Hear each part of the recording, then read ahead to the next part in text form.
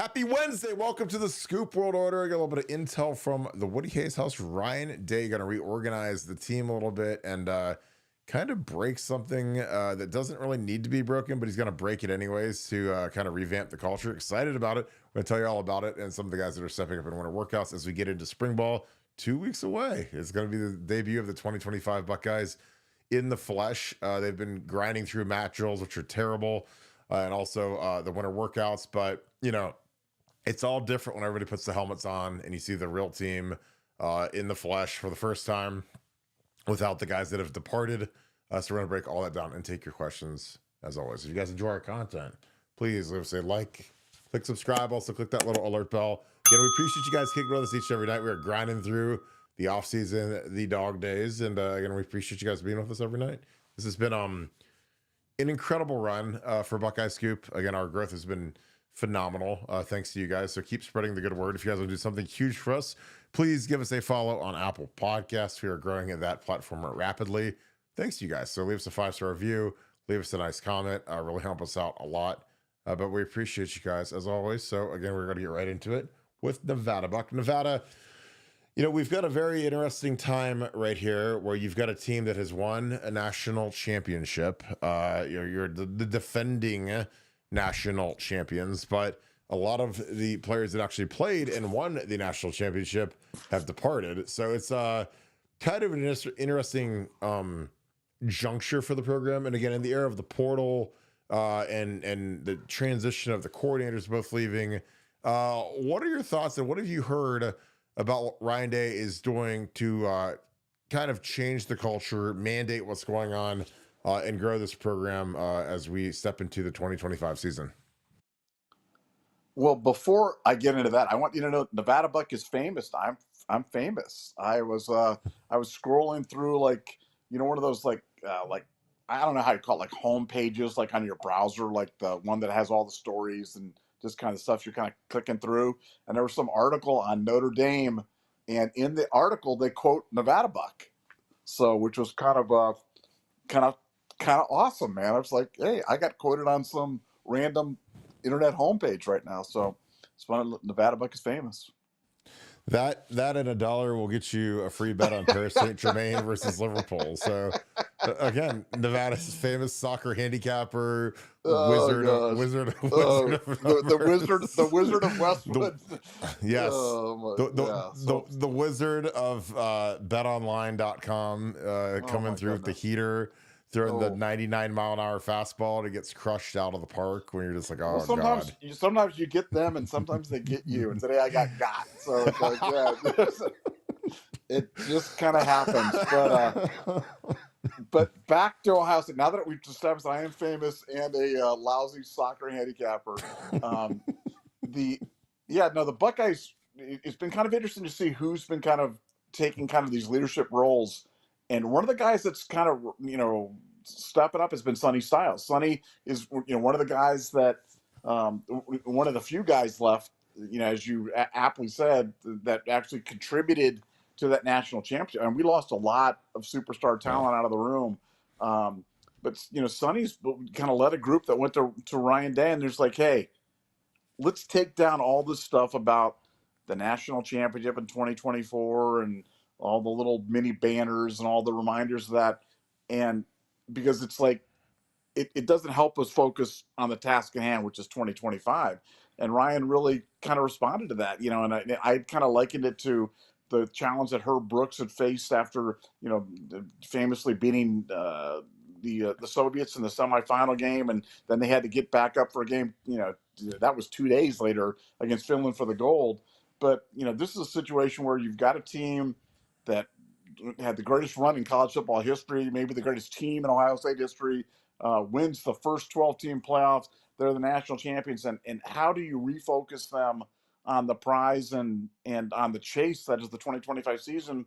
Well, they're kind of taking away all the stuff from 2024. And I like that. I thought it was a really, I thought it was a good insight from the players and a good response from Ryan for guys doing it. And I just love watching the growth of Ryan Day as a head coach. I'm all about that kind of stuff. I'm all about personal development and kind of seeing these guys on their own journeys.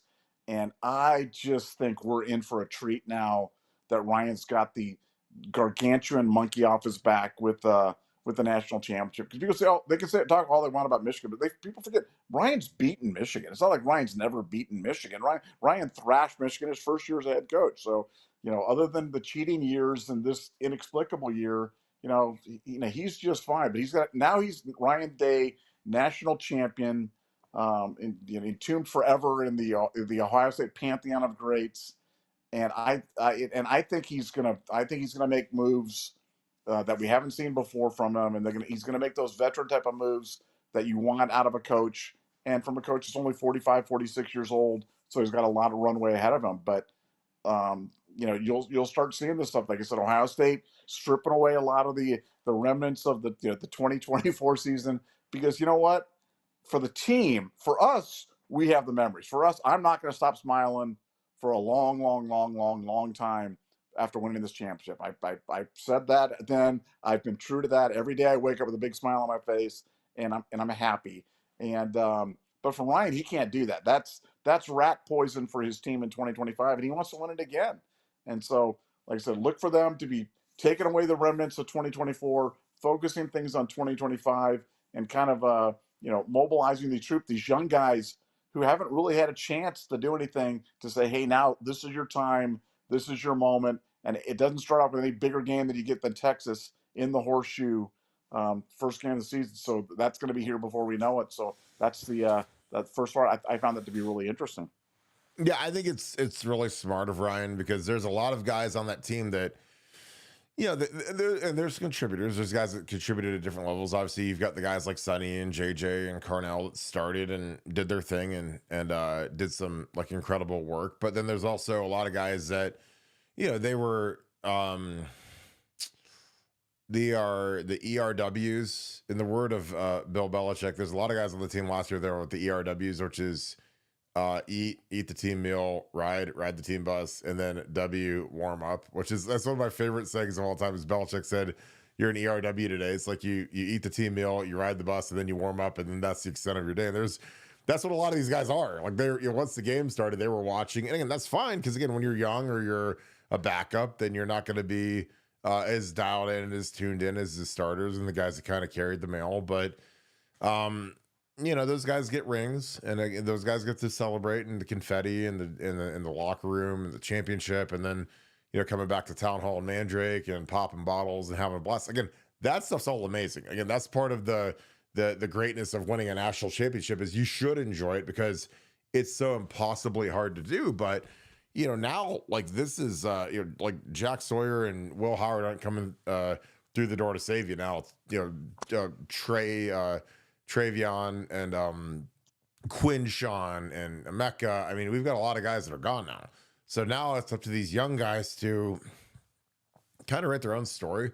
I guess you could say, there's an excitement that comes when there's a, I guess you could say like a massive amount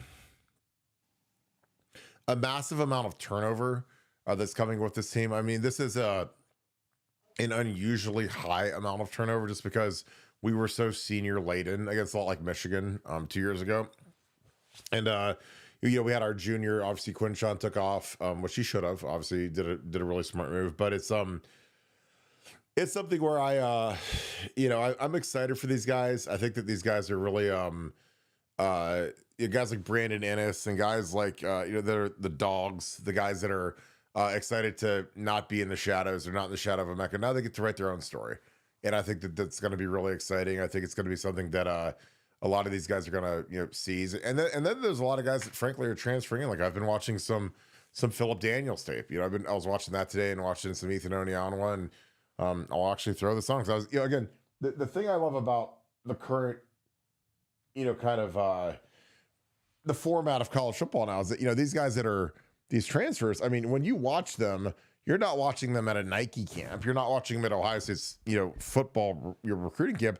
You're watching these guys versus like Penn State. Penn State's got a great front, and you can watch how does he block Abdul Carter? How does he do, versus like real dudes. I mean, Penn State's defense is always good. It's like you can like write it in ink, but this is our starting right tackle, Philip Daniels right here. and you're watching this double team and you watch them get this kind of movement, maul the guy out of the hole, does a really nice job right there. And again, you'll watch some of this and you'll be like, yeah,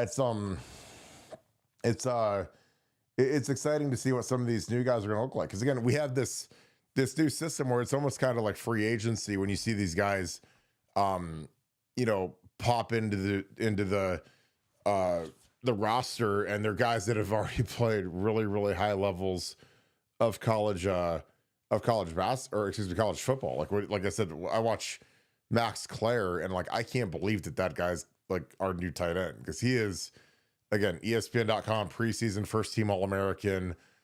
Ethan Onianwa, I think would have been drafted in the first 3 rounds, I think, if he would have came out in this draft. And I think he's got potential to be a first round pick next year. So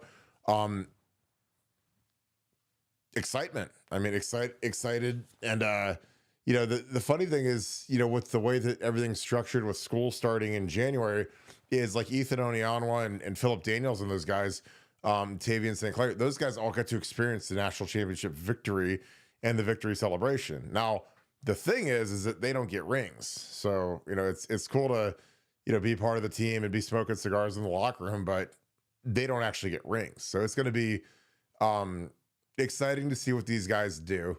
Again, I think that, there's a lot of really talented guys on this team, and this offensive line could be as good as we've had in a long time. So I think, Josh Simmons, who was fantastic, Donnie was fantastic, Seth McLaughlin, fantastic. I mean, you literally have 3 All-Americans right there, first team All-American type players.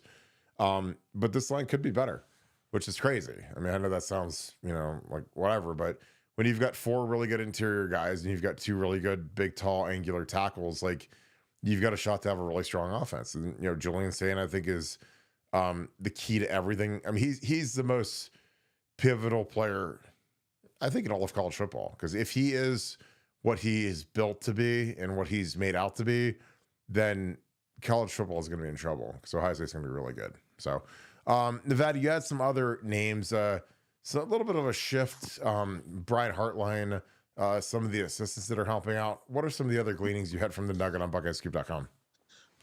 Well, one of the things we were talking about was the insight regarding Matt Patricia. And Matt Patricia's coming in, and the indication is that he's going to continue with the 3 safety look, the gimmicky 3 safety look that Knowles was running. I mean, obviously he'll have his own imprint on the defense, but they're primarily going to stay with that 4-2-5 with the 3 safeties on the field as kind of a base. But one of the things I found that was interesting was that Tim Walton, is going to be looked at for more of a real type of co-defensive coordinator role. Apparently, this was a busy offseason for his agent. He had fielded a lot of offers, some serious offers, real offers that would have put him in the big chair, that would have moved him from position coach for the defensive backfield to defensive coordinator. And Ohio State was able to keep him with the promise that he'd be more actively involved in terms of the defense. So I think you're going to see an elevation of his role. I think he's going to be more, he's been kind of a guy that's really been in the shadows for the OSU defense for the years that he's been here. But I think that's going to change in 2025. And I think you're going to see him kind of elevated up, and, potentially as an heir apparent to Matt Patricia. Matt Patricia inevitably moves on. But certainly, Tim Walton sees himself as he's obviously established himself as an elite recruiter at Ohio State. He's kind of like Brian Hartline in that regard, just he's older. He's been around the block. He's been a coordinator before, but I think he wants to get back in that. He wants to be viewed as that. And I think Ohio State's going to, make some real moves to have that happen for him in 2025. And, on the offensive side, we've talked about this before, but Tyler Bowen as the running game coordinator, that's not an accidental title. That's not title padding. That's a guy that's really going to be looked at to, for Brian Hartline to lean into for running game concepts. So I think you're going to see, Patricia and Walton on the defensive side, and you're going to see, Bowen and Hartline on the offensive side, and obviously with the steady hand of Ryan Day overseeing the whole thing. But I think that's going to be kind of the brain trust that puts together the game plans, plans third down, plans special situations, plans for top 15 plays, and really going to be tasked with kind of organizing this young but super talented Ohio State team into the 2025 season. So that's what I picked up. And the last part of the nugget that I thought was interesting. It was short and it was sweet, but the first Wiseman, this is like, hey, Nevada, Julian Sayin is the man. So it's like, I think everybody's kind of in on, everybody's saying the same thing. Julian's really made an impact on people here through the winter workouts. I never understood the doubt, to be honest with you, because I've seen him play in high school, and he was a tremendous high school quarterback. So unless he'd completely fallen off the wagon and just forgot how to pass, as would be indicated by the one hopper he threw in the Tennessee game in the negative 16-degree wind chill, and he'd been standing for 5 hours in this island or whatever it was. But I think he's a lot better than that. I think people are going to be pleasantly surprised with how well he throws the ball around, because he's a special talent. Yeah, I think with Julian, when you look at how fast he processed, how good he was at 7-on-7, obviously it was incredible in his high school career. He's a 5-star kid. So this isn't like we're, trying to, make something, trying to make a diamond out of a turd. This is a kid he was Nick Saban's pick to be his quarterback, his next quarterback. So again, I think that with the weaponry, with the tight end, with the running back, with the O-line, it's going to be hard not to be successful. And, in quarterbacks, let's just be real. Like, quarterbacking now is really big business because, if you get everything in the right stroke, then all of a sudden, your kid's a first-round pick in the NFL draft. And, I mean, it's generational money, generational wealth at this point. So I think Julian is poised to be that next guy. I think that his accuracy will be, as long as he's calm and he's in there, he's a real fluid thrower. And you watch his tape and he's excellent, and he doesn't have to do everything. Like, that's the thing I always talk about with, like, Ohio State, is like, you don't have to be some sort of a deity when you've got, two really good tackles, a really good interior offensive line, two great running backs, the best tight end in the country, the best player in the country, along with Carnell Tate and Brandon Ennis. I mean, it's just not really fair. But so he doesn't have to go out of his mind and be crazy. But I do want to touch on the fact, the prevailing notion, there were a lot of camps during the defensive coordinator kind of gyrations that went on between, do you hire a new defensive coordinator? Do you keep the integrity and the structure of the current defense and make it Tim Walton and Matt Guerrero some sort of a co-coordinator role? I thought Ryan handled this about as good as he ever could. I thought he hit a grand slam home run by bringing in Matt Patricia because, he obviously, when he interviewed Matt Patricia, who was, looking for a job, he said, hey, we were number one in the nation in total defense. And, a lot of times when you're looking for a new DC, it's because the defense was terrible, or, the guy's going on to be a head coach. But, you don't generally lose a guy when you're number one in total defense unless he's going to be a head coach. But, Jim Knowles left to be the coordinator at Penn State, which is fine. But to get Matt Patricia, I think, is something that'll be, I've said this a million times, this will be so beneficial for Brian Hartline, because Brian Hartline is going to go against him every day. And Matt Patricia has been calling plays in Super Bowls back when Brian was still an active player and, working as a good NFL receiver. But I mean, Matt Patricia is a guy that's going to sharpen, I think, everybody in the building. And again, that was the thing that I was really banging the drum on, is that I want to bring in somebody who has been elsewhere and can teach you new things and can teach you how to do things better. Because frankly, like at Ohio State, we do a lot of stuff really well. But you're always looking for smarter ways to do things, more efficient ways to do things, different ways to do things. And I think that that's the benefit of bringing in Matt Patricia. Because when you're with Bill Belichick for 20 years, man, you're going to be, this is the Patriot way. And again, they've won, they're a dynasty, one of the greatest, programs in any sport.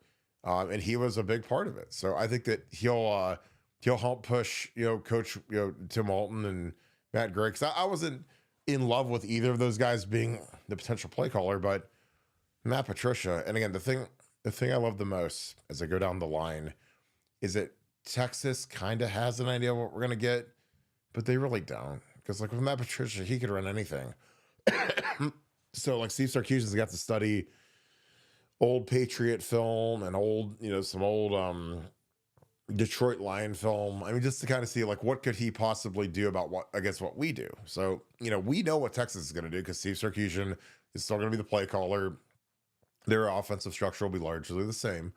But Matt Patricia is going to be a guy. I mean, you have no idea what he's going to. Now, obviously, they'll expect the 3 safety thing, but do you change it? And how do you deploy some of these guys? And the thing I love about New England, and the thing I love about Matt Patricia and some of the stuff he says, is he was really good at taking guys that maybe were kind of off the scrap heap, and he would turn them into really good players. Like take guys like take a guy like Rob Ninkovich was a guy that I played with in Miami, kind of a low bottom of the roster kind of guy, special teamer type guy.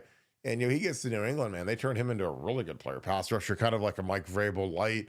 And I keep thinking about how they would recycle some of these edge players that were maybe guys that might have been busts elsewhere, or they didn't perform like they needed to elsewhere, but they would get them in the right scheme and maximize their talents. And again, I keep in my head, it's like the whole time I'm saying this, I keep thinking CJ Hicks. CJ Hicks. Like, how can you maximize some guys that maybe haven't had the careers that they wanted, but they have the traits to do some elite things? Like, again, I know that CJ Hicks wants to be an edge guy. And again, I know he's not Abdul Carter, and you guys will think, Kirk, you're off your rocker like usual. But why could he not do some of the stuff that Abdul Carter did when he moved from, linebacker to defensive end? Again, they're kind of the same body type, kind of the same explosion, nasty disposition. I mean, Abdul Carter easily could have, if you said he was the best player in the country last year, I wouldn't argue with you. I thought he was fantastic last year, but that's what we kind of need out of CJ Hicks. Like, we need that explosive edge rusher who can wreak havoc in the backfield and get up the field and really pressure an offensive tackle, which I think CJ could do. I think CJ, that's what he wants to do. So again, I think that his deficit at this point has been his instincts and reading plays and kind of sticking and all of that. But you can take all of that away when you put your hand on the ground and you just you get up the field and pass rush and try to be violent and physical versus the run. Nevada, your thoughts on that? Because again, I think Matt Patricia is going to have like, if I'm Ryan Day, I'm gonna give Matt Patricia some science projects. Again, this is the same. I've told the story many times about Urban Meyer. Urban Meyer sitting at breakfast, which you never want to sit at breakfast with Urban because you're always scared about what he's going to say to you. And he said, "You're going to be the offensive tackles coach this year in 2012. I'm going to give you Reed Fragel and Daryl Baldwin." And Reed was a guy that was a big tight end that we turned into a tackle, and Daryl Baldwin was a defensive lineman whose career was going nowhere. And we flipped him over to tackle because he wasn't really athletic enough for Urban's SEC style defensive line. And Daryl, to his credit, bought into it, worked incredibly hard, and became a starter and won a national title as a starting right tackle. So again, like, that's kind of what I would do if I was Ryan. I'd say, hey, look, we've got some body types here and some explosion, but we haven't been able to flick the light switch on, so to say. But I think that's going to be some of the pet projects for Matt Patricia as we start spring up. What are your thoughts? Well, yeah, I think CJ Hicks could be one of those stories for sure, and we've seen it before when Shiano came in with Malik Hooker and kind of turned him into an elite safety. Probably had the best safety season any of us have ever seen in Ohio State from a guy that was languishing on the bench. I mean, CJ could be have a similar type of trajectory, and to me it brings up it's a related point, but if you said what's your biggest concern, what would be the biggest ad that Ohio State could make in the second portal window? To me, it'd be elite pass rusher. Bringing that pass rush. I like Caden Curry. I think he's flashed in limited time. I like Kenyatta Jackson. Good solid player, but one, you can never have enough talent at defensive end because defensive line is a position it's unlike the offensive line where you don't rotate. Defensive line, you rotate plenty. And, some teams go 8-10 guys deep on the defensive line. So, this would be an area that Ohio State could certainly upgrade. But, one way to upgrade is with internal guys. And, they brought in that kid from the smaller schools. It'll be interesting to see what he can do. But CJ, I just think CJ's got the nose for it. He's got the nose for it. He's got the knack. He's got the body type. He's got the ability. He has the desire.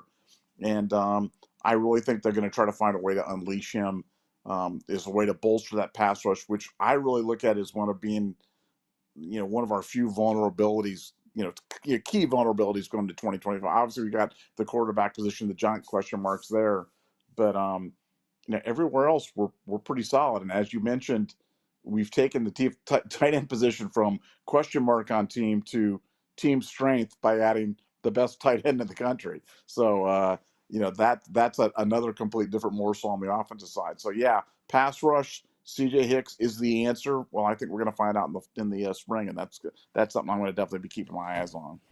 Yeah, I'm excited about CJ, and again, it'll be interesting to see how they kind of revamp the rotation on the defensive line. Like, what kind of roles do they assign to guys? Because when you had Jack and JT, I mean, Jack and JT can literally do everything. They can stop the run, they can rush the passer, they can play a lot of snaps. So they were kind of dreams to have as your two starting ends. But you get into Caden Curry, Kenyatta, can those guys hold up in the run on first and second down? That's going to be the question. I mean, Caden, very quick guy, a lot of effort, really does a good job of being slippery as a pass rusher, but he is very light. He's very small. And again, that's nothing wrong with that. Again, there's a lot of guys that have made a lot of money in the NFL being his size, but when you're an offensive coordinator and you see Caden out there, like, you want to run the ball at him. Again, that's why, I mean, it's been 2 years since we played Notre Dame in South Bend, but we didn't play Caden or Kenyatta a single snap because they couldn't hold up versus Joe Alt and their right tackle that was a second round pick to the Texans. So I think it's going to be really fascinating to see how do they rotate these guys, because I think our interior two guys combined will be the best. That'll be the best duo in the country. Like, Caden McDonald and Edric Houston combined that's as good as Georgia or you name it, Miami, any team that might have two good interior guys. I'm not trading for Edric Houston and Caden McDonald. There's no way. Those guys are monsters. Those guys it's their time. They're ready to pop. They're guys that have been, when you see these guys play these kind of marginal amounts of minutes, maybe 10, 15 snaps a game, but they flash on 7 or 8 of the snaps. That's when you know that those guys are going to be stars. And Caden McDonald has that written all over his forehead.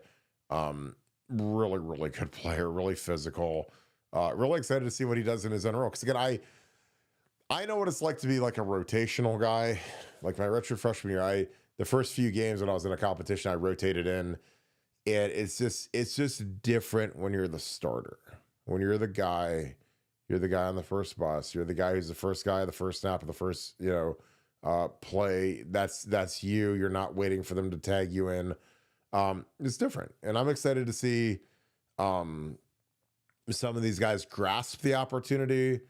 Some of the guys will fumble the opportunity. I mean, it happens every year. You'll see guys that, he was the starter like week 1 and then didn't play well or didn't do whatever, and then another guy takes a spot. And the thing about Ohio State is, I mean, like, it's hyper competitive, man. If you don't produce, man, they will replace you. And again, that's part of the beauty of it, is like when you play there, you got to bring it. You got to be consistent, and you got to be at a really high level, or else it's going to be a really short career for you. So, Nevada, any thoughts on that? And we can dig into some super chats.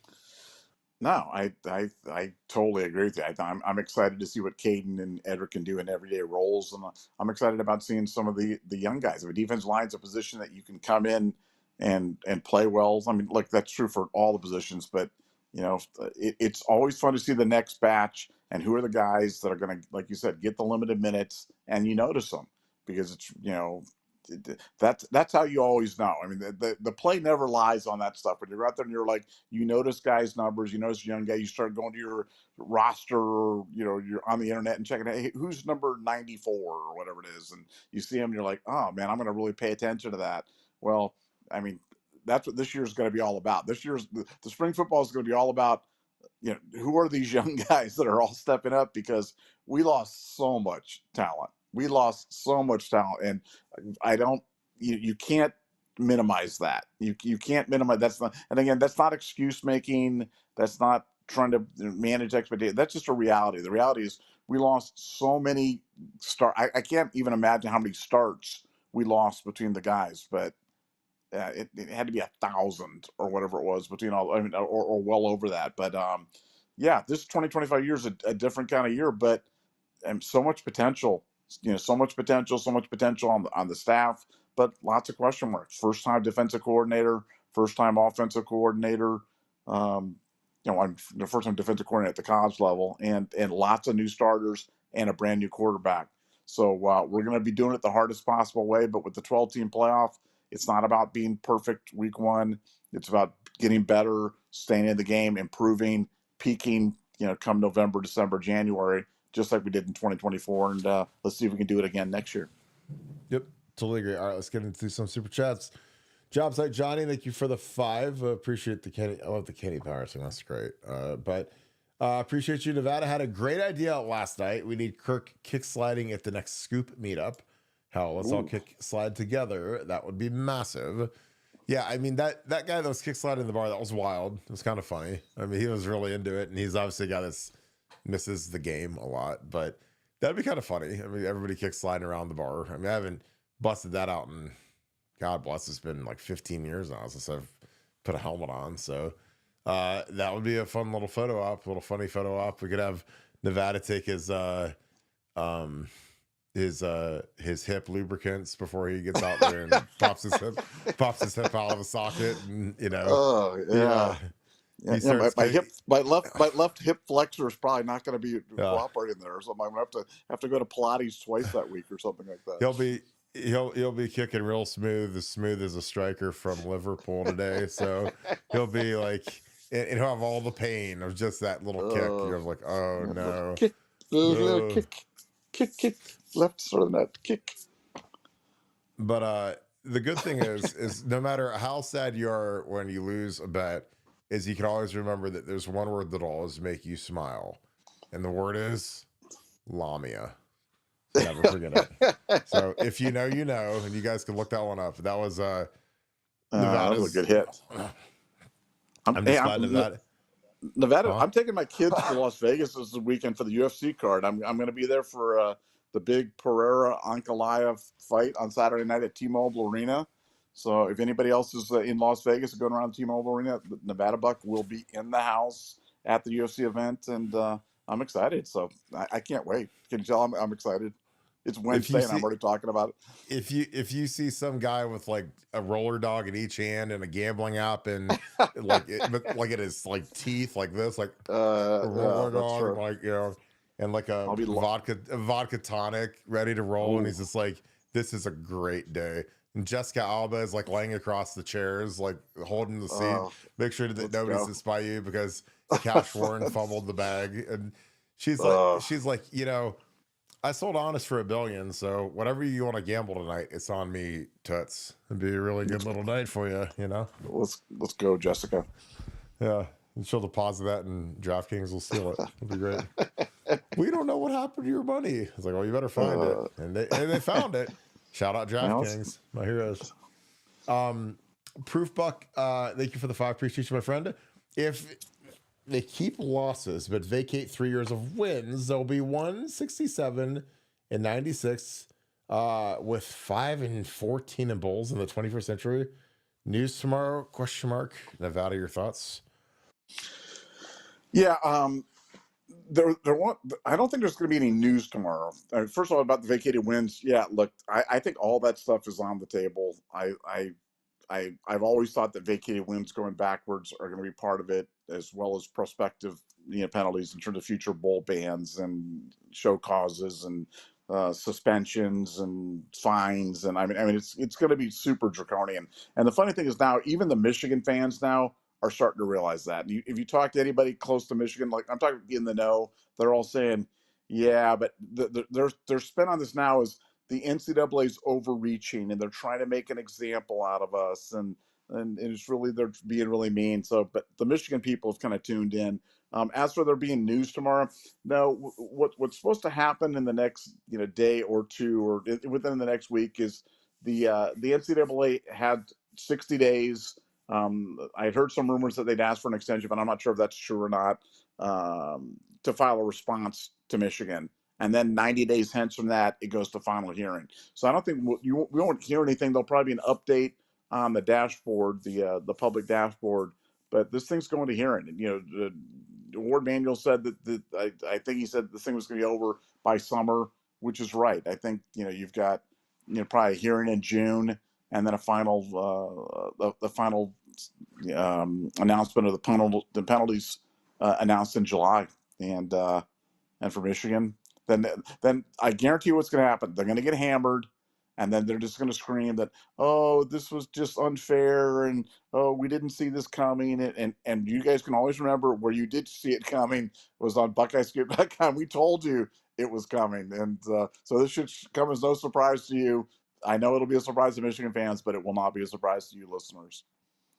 Yeah, I agree with that. I think it's going to be fascinating to see all this stuff break, but I'm excited for it. Nick Ma 71, thank you for the 10. Appreciate you, brother. Hope you're doing great. Do you see Lorenzo Saus Jr. moving into nickel with Iggy and Matthews? I do. He played dime, and I thought he did a really nice job last year. He's a guy that he might be the fastest player on the team. I mean, he can fly. He's a 4.4 guy, 4.3-ish guy. So, what did Jim Knowles, who I think is an absolute genius, like what did he do with him? Blitzed him a lot. Like in dime, when we'd bring that extra DB on and we'd run our 6 defensive back, like there were a lot of times where Lorenzo Jr. would line up in the slot. He'd be the blitzer. So why do you blitz him? Because he's fast. Obviously, he gets to the quarterback, and he would get there a lot. He was really disruptive. Obviously, they would hide him.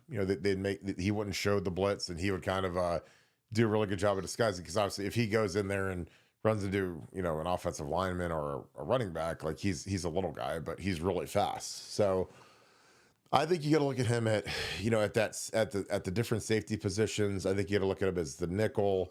I think that he's a guy because he's got experience. He's played well. When guys graduate, you look at who are some guys that played a lot in different roles, and he played a lot as a dime last year. So I think that you gotta look at that and say, hey, okay, well he did a really nice job, and obviously he's a really sharp kid with the transfer in, switching from receiver to cornerback, nickelback, whatever, dime, whatever you want to call him. But I think he's got a nice role this year. I think he's a guy that is undervalued at this point. When you look at who potentially could be playing one of the 5, obviously the 2 corners you can, the 2 corners in the free safety you can write in ink. Obviously Caleb and Davis and Igbenos and Jermaine Matthews Jr. like write those in ink. But the other 2 spots, I think are really up for grabs. Like those are 2 of the most competitive spots in the whole team. So, but I think he's got a huge season. Again, his speed was something that Jim Knowles loved, and he would feature it in his blitzes. I'd study him, and anytime Lorenzo's on the field in the third medium, they're blitzing him, and he did it a lot. And but I think he'll grow into a guy that they trust, and he'll have a big role. Nevada, your thoughts? Do you see Lorenzo Saus Jr. moving into nickel along with Iggy and Matthews? What are your thoughts? Yeah, I think that's a real logical move, and I completely agree with you that he's an undervalued piece. I mean, he's a guy, frankly, that when they announced that he was coming over from Notre Dame, I was kind of like, oh, that's great, that's neat. That makes Sonny happy, and his dad can come to 1 game instead of 2 games on a weekend, and boy, what a great story. But he's a good player, and as you said, might be the fastest player on the team. So he's got big time speed, and I thought he was good last year. I thought he was good. I didn't think he was great, but he was good, and no reason to believe that he's not going to go from good to very good this year. And we could use very good. We could use very good at that spot. And I think he can do a lot of different things. I think he certainly can cover. He certainly can blitz. And I think he's a valuable piece. He's a valuable piece for Patricia to have out there. But yeah, really undervalued guy. I expect to take a big step forward for the defense in 2025. Yeah, I agree. Devin from the Buckeye Boys, Ohio 7715. If you guys are not subscribed to the Buckeye Boys, make sure you give Devin a sub. I hope you're doing great, brother. Let's catch up soon. Thank you for the 50. Thank you for being a great moderator on here and a great Scoop Ultra member. Appreciate you, my dude. Kirk in Nevada, what's good? What up, Scoop fan? You think there's a chance for Reese or Styles to play edge in different packages if Tarvis or Pettijohn can step up this year. Buckeye Boys interview tonight, 8:45 p.m. Make sure you guys flip over and tune into that. 2025 Natty Lock. I mean, you've been saying that. You said 2024 Natty Lock with all your super chats last year, so congrats. Nevada OH. The guy that I wonder about on the edge is Sonny, because Sonny has the size to be an edge player. And, you know, again, because it's not just like how big is he and how fast is he, it's also, can he hold up in the run? You know, and Sonny can. Like, he's got long arms, he's physical, he's tough. So I think that he's got a lot of momentum to you know, to be able to do what he needs to do on the edge. And again, that might be a place that he eventually grows into when he gets to the National Football League. Because again, Sonny's physically a very imposing player, but you know, we need him at will linebacker this year. And you know, can he call the defense, or do they have Arvell learn to call the defense? Because you know, one of the guys has the green dot where they are the guy that talks, you know, Matt Patricia's talking to, and they're calling the defense out. So that'll be fascinating. But Sonny's a guy, a lot like CJ Hicks, where they've got the skill sets where they could rush the passer, and I think be a force. But do you really turn them loose, or do you keep Sonny where he is? Because you've got some 5-stars, like Raleigh Pettijohn is as good as there is in the country. Humongous get for James Laurinaitis. And is he ready to go? Is he one of those freshman phenoms that can contribute? I don't know. And then you got Peyton Pierce. I mean, you got some dudes in that linebacker room now, and they're big, physical players that can run, which is the most important thing, and they're smart. And James is building an incredible room right now. So I think you could look at Arvell or Sonny on the edge, but you know, I'd like to see Sonny on the edge and see what he could do. I'd love to see a package with him and CJ as the two edge guys, and move in Kenyatta and Caden as like the rushman thing. I think that'd be kind of interesting to see how productive it would be. Nevada, your thoughts. Again, Devin, I appreciate you, my dude. Thank you for the 50. I appreciate you, brother. Let's catch up soon. Kirk in Nevada, what's good? What's up, Scoop fam? Do you think there's a chance for Arvell Reese or Sonny Styles to play edge in different packages if Tarvis and Pettijohn step up this year? Buckeye Boys interview tonight, 8:45. Make sure you guys tune in. Make sure you guys subscribe and follow the Buckeye Boys. They are great friends of Buckeye Scoop, and we appreciate you guys. You and Mello do a great job. Nevada, your thoughts on Arvell Reese and Sonny Styles potentially playing edge this year? Yeah, well, I mean, Sonny, as you mentioned, much more likely to do. You know, he's slippery, and he's gotten more bendy. He's gotten better at rushing the passer. I don't think he's as good as he could be, but that's an area that I think that he could take a huge step forward in, because he's got all the attributes. He's got, you know, he's been a safety. He's big, long, athletic. I think he should be better. I mean, he should be Abdul Carter, but he's not. But you know, in a role like that, could he be effective? Yeah, he was somewhat effective in his blitz packages, and I think that they'll, you know, look for him to try to do that. I think they've been trying to limit that, because I think they like him there as part of that 2 linebacker set with Arvell. Arvell is going to be a guy that's obviously going to play a ton this year for the Buckeyes. You know, played practically the starter last year, so I think you know having him and Sonny back. Both super effective at the linebacker spot. You know, big key guys, big foundational pieces for the defense in 2025. But I certainly could see Sonny's doing that. I think they like blitzing him. I think he's got all the attributes to do it. I just think he's got to get better at doing it when he's in there. Could bring it back to the thing we talked about, CJ Hicks. I think CJ Hicks is that guy, though. I think he is that guy, because he does not have a role on the field other than that. And I think having him in that role, man, I really think you could get the best out of that 5-star talent. Really like to see CJ rolling in that off the edge pass rushing situation. That I think that'd be terrific. Yeah, I think you do a really good job at that.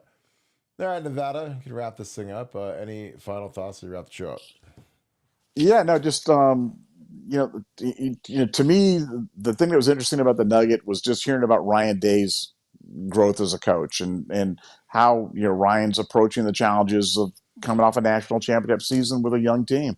And I love what he's doing.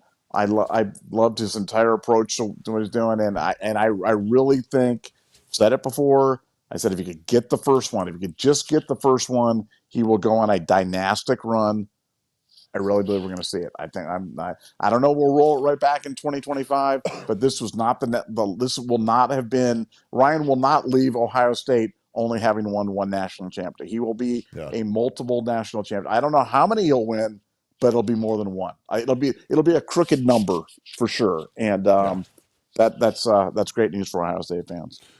Well, I think the funny thing is, like, we kind of geeking about how much we've lost, and we're still preseason number one in most of the polls, which is insane. Crazy. Yeah. It's crazy when you see how much out. But again, thank God for the portal. Thank God for NIL, because we patched a lot of holes with some All-American level players like Ethan Onionwa and Max Clare. So, hey, I'm here for it. I'm excited about it. It's gonna be fantastic. All right, to wrap this thing up, appreciate you guys as always. Oh, I cut Nevada off, but he's gone. You want me to bring him back in? See if he's still here. You still here? BuckeyeScoopBrew.com. Don't not forget our coffee. BuckeyeScoopBrew.com. Coming to a Kroger's near you. EvanMobleyBrew.com. Evan Mobley Brew. BuckeyeScoopBrew.com. Try out our coffee. Try it out, and we want to hear your reviews. You coffee drinkers, let us know what you think. Packaged and roasted here in the USA. All proceeds go to pay it forward. BuckeyeScoopBrew.com. Wanted to say that before we left. Yep, I apologize. It's really good, and your boy's drinking a lot of coffee because I'm working a lot of hours, so appreciate that. Let's wrap this thing up. Again, if you guys enjoy our content, please leave us a like, click subscribe, also click that little alert bell. Again, I appreciate you guys for being with us each and every night. If you guys enjoy what we do, please leave some comments, leave some feedback. Again, I love listening to the feedback, reading the feedback. Join BuckeyeScoop.com. Our message board has been crazy. A lot of great inside intel. We appreciate all that you guys do. If you want to help us, you want to help us out in a big way, give us a follow on Apple Podcasts. Again, we are growing that like crazy. All thanks to you guys. So with that being said, thank you so much, Buckeye Nation, and thank you, Scoop family. We'll talk to you guys tomorrow night, 7:10. As always, we will see you guys, and can't wait to talk to you. You guys have a great rest of your night. Go Bucks.